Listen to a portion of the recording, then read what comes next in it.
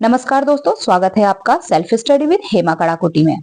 तो दोस्तों, पिछली वीडियो में मैंने आपको हिंदी साहित्य इतिहास लेखन से संबंधित कुछ बातें बताई थी, जिसमें मैंने आचार्य रामचंद्र शुक्ल जी के बारे में बताया था। आज हम उसी को कंटिन्यू करते हुए जाएंगे। आज हम बात करेंगे हिंदी साहित्य इतिहास लेखन में आचार्य हजारी प्रसाद द्विवेदी जी के बारे में। तो जितने भी विद्यार्थी पहली बार इस वीडियो को देख रहे हैं या फिर पहली बार मेरे इस चैनल पे आए हैं, तो चैनल को सब्सक्राइब कर लीजिए और वीडियो को लाइक कीजिए, शेयर कीजिए, ज्यादा से ज्यादा शेयर कीजिए, अपने नियर डियर फ्रेंड्स को शेयर कीजिए और इसी तरीके से आप मेरे साथ जुड़े रहिए। तो आइए अब हम बात करते हैं टॉपिक पर। हिंदी साहित्य इतिहास लेखन में बात करते हैं हजारी प्रसाद द्विवेदी जी के बारे में। आचार्य शुक्ल के उपरांत हिंदी साहित्य इतिहास लेखन में दूसरे महत्वपूर्ण व्यक्ति आचार्य हजारी प्रसाद द्विवेदी हैं। इन्होंने हिंदी साहित्य इतिहास विषयक 3 ग्रंथों की रचना की है, जो कि इस प्रकार है। तो आप देख सकते हैं 3 ग्रंथों की रचना की। हिंदी साहित्य की भूमिका 1940, इसका जो लेखन समय है वो 1940 में। फिर है हिंदी साहित्य का उद्भव एवं विकास 1952 ईस्वी में। फिर है हिंदी साहित्य का आदिकाल 1953 में। तो ये विशेष इनकी 3 विशेष रचनाएं जो हिंदी साहित्य इतिहास संबंधी है आचार्य हजारी प्रसाद द्विवेदी जी की। पहली रचना है हिंदी साहित्य की भूमिका, दूसरी है हिंदी साहित्य का उद्भव एवं विकास, तीसरी है हिंदी साहित्य का आदिकाल। अब हम बात करते हैं इनकी विशेषताओं की। हिंदी साहित्य इतिहास लेखन में इनकी क्या विशेषताएं हैं,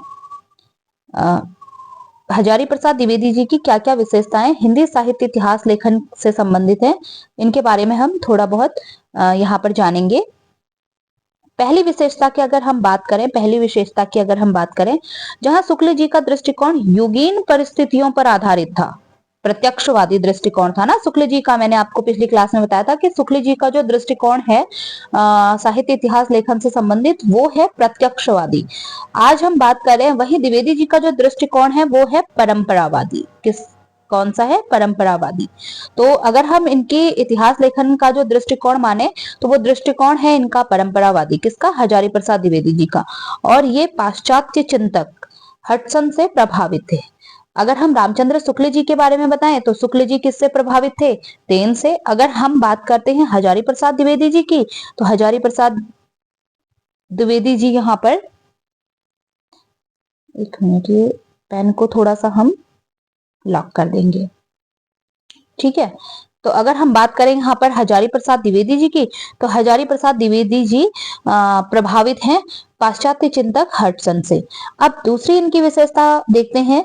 द्विवेदी जी ने कवि के महत्व को प्रतिष्ठित करते हुए उन्हें नाथ परंपरा से जोड़ा, तो सूर को जयदेव और चंडी की परंपरा से।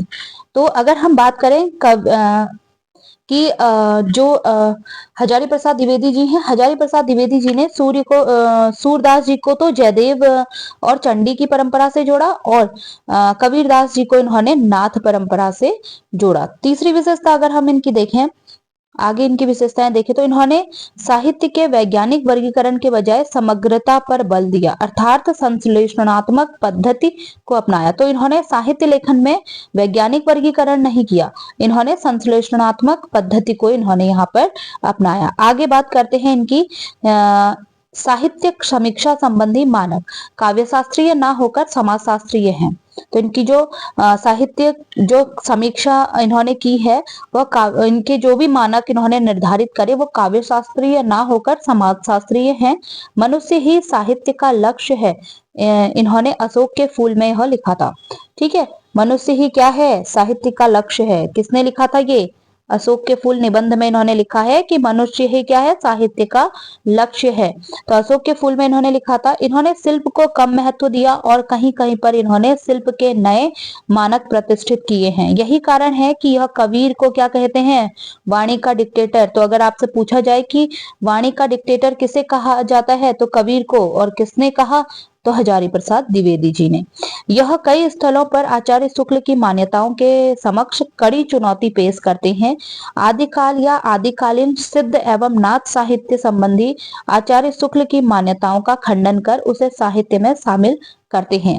आपने देखा होगा आचार्य शुक्ल जी ने नाथ साहित्य और सिद्ध साहित्य पर उतना विशेष ध्यान नहीं दिया, लेकिन ये क्या करते हैं, यह कई स्थलों पर आचार्य शुक्ल की मान्यताओं के समक्ष कड़ी चुनौतियां पेश कर देते हैं। ये आदिकाल और आदिकालीन सिद्ध एवं नाथ संबंधी आचार्य शुक्ल की मान्यताओं का खंडन कर उन्हें साहित्य में शामिल करते हैं। आचार्य शुक्ल ने उन्हें साहित्य में विशेष स्थान नहीं दिया, लेकिन ये क्या करते हैं, उन्हें विशेष स्थान देते हैं। इन्होंने आचार्य शुक्ल की भक्ति आंदोलन के उद्भव संबंधी अवधारणा का पुरजोर खंडन किया। हजारी प्रसाद द्विवेदी जी ने, जो आचार्य शुक्ल ने कहा था कि भक्ति आंदोलन इस्लामिक उस प्रभाव से हुआ है, तो उसका इन्होंने पुरजोर खंडन करते हुए क्या कहा है, इन्होंने पुरजोर खंडन कहा और उसे हास्यास्पद करार दिया। क्या दिया, हास्यास्पद करार दिया। अपना दृष्टिकोण व्यक्त करते हुए कहते हैं, आप हजारी प्रसाद द्विवेदी जी का दृष्टिकोण देखें तो वो कहते हैं कि भक्ति आंदोलन भारतीय परंपरा का स्वतः स्फूर्त विकास है। क्या है, जो भक्ति आंदोलन है वो भारतीय परंपरा में पहले से चली आ रही अवधारणा है। यह स्वतः स्फूर्त हुई है, इसे किसी के प्रभाव से प्रभावित होकर यह नहीं उत्पन्न हुई है। तो पहला ये अपना कोट, आप एग्जाम पॉइंट ऑफ व्यू से भी मोस्ट इंपॉर्टेंट कोट ये है कि भक्ति आंदोलन भारतीय परंपरा का स्वतः स्फूर्त विकास है। यह वाक्य किसने कहा, तो यह वाक्य हजारी प्रसाद द्विवेदी जी ने कहा। फिर आगे ये दूसरा कोट ये कहते हैं, भक्ति साहित्य 7वीं 8वीं सदी में दक्षिण भारत में अलवार परंपरा में विकसित हो गई थी। तो इनका मानना है कि जो भक्ति साहित्य है वो 7वीं 8वीं सदी में दक्षिण भारत में अलवार परंपरा जो चल रही थी उसमें पहले से ही विकसित हो चुकी थी। फिर आगे ये कहते हैं कि मैं इस्लाम के महत्व को नहीं भूल रहा हूं, पर जोर देकर कहना चाहता हूं कि अगर इस्लाम ना आया होता तो भी इस साहित्य का बाहर आना वैसा ही होता जैसा आज है। तो हजारी प्रसाद द्विवेदी जी अपनी बात को रखते हुए कहते हैं कि मैं इस्लाम के महत्व को नहीं भूल रहा हूं, लेकिन मैं जोर देकर यह भी कहना चाहता हूं कि अगर इस्लाम भारत में नहीं आया होता तो भी भक्ति साहित्य का बाहर आना वैसा ही होता जैसा कि आज है। तो इन्होंने भक्ति आंदोलन है इसको ये स्वतः स्फूर्त मानते हैं, इस पर किसी का प्रभाव ये स्वीकार नहीं करते।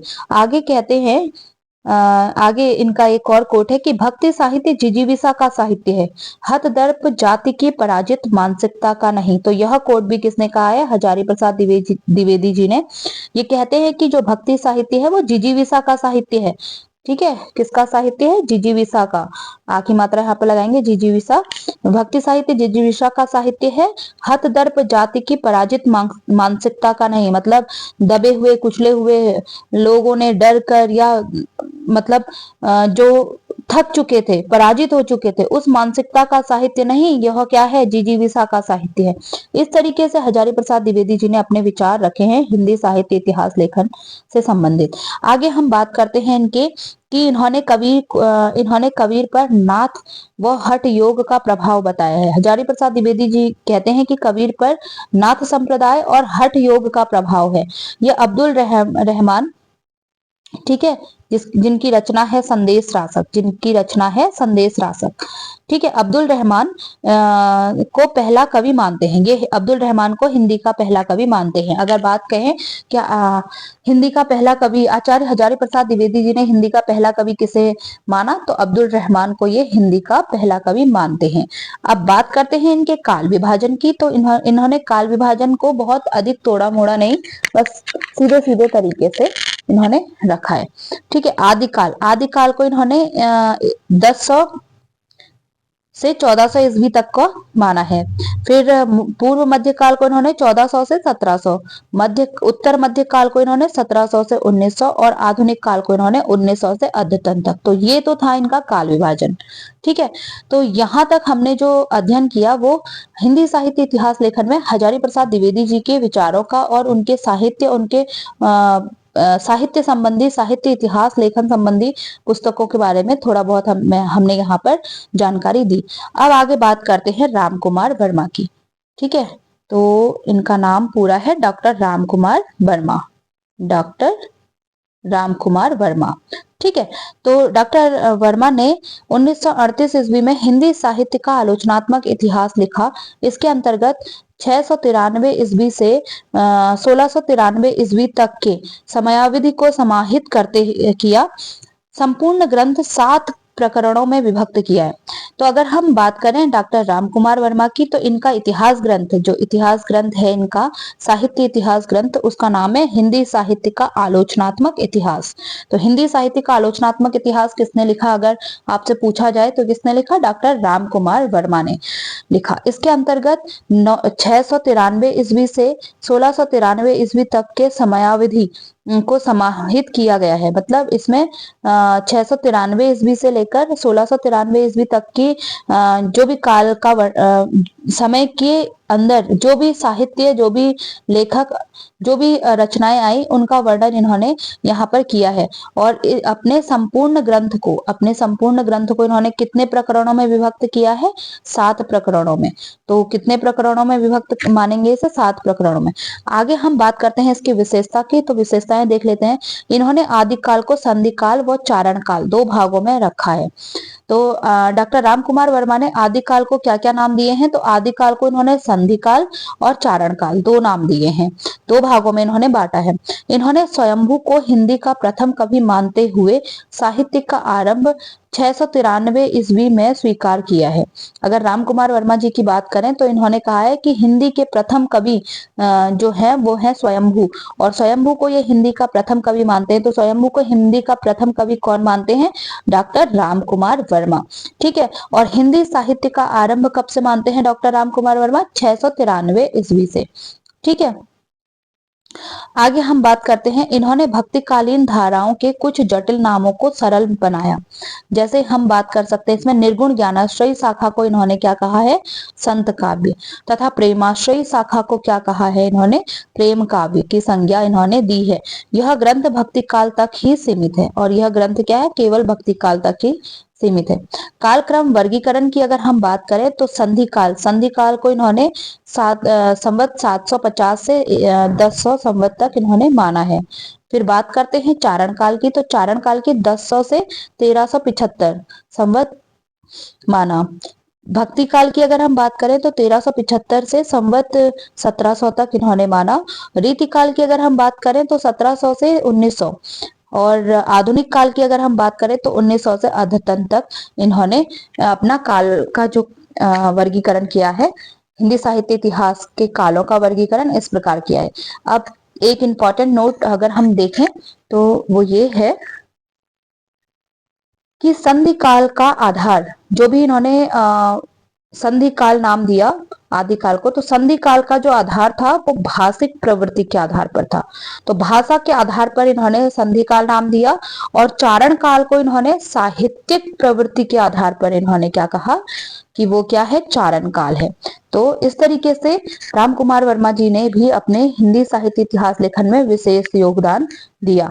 अगर आपको वीडियो पसंद आई तो वीडियो को लाइक करें, चैनल को सब्सक्राइब करें, और वीडियो को ज्यादा से ज्यादा शेयर करें। अपने नियर डियर जितने भी फ्रेंड्स हैं उन्हें शेयर करें, ताकि हिंदी साहित्य इतिहास संबंधी जो भी उनकी नॉलेज है और आगे बढ़ती जाए, और डीपली अध्ययन छात्र कर पाए। और इसी तरीके से आप नोट्स भी बनाते रहिए, ताकि आपके एग्जाम पॉइंट ऑफ व्यू से आपको ये नोट बहुत ही लाभदायक सिद्ध होंगे। और इसी तरीके से मेरे साथ बने रहिए। चैनल को सब्सक्राइब करना बिल्कुल ना भूलें, ज्यादा से ज्यादा शेयर करें। थैंक यू सो मच इस पूरी वीडियो को देखने के लिए। तब तक के लिए बाय बाय। फिर मिलते हैं नए नॉलेज के साथ, नई वीडियो में, नए हिंदी साहित्य लेखन के कवियों के बारे में जानकारी लाते हुए। Thank you so much.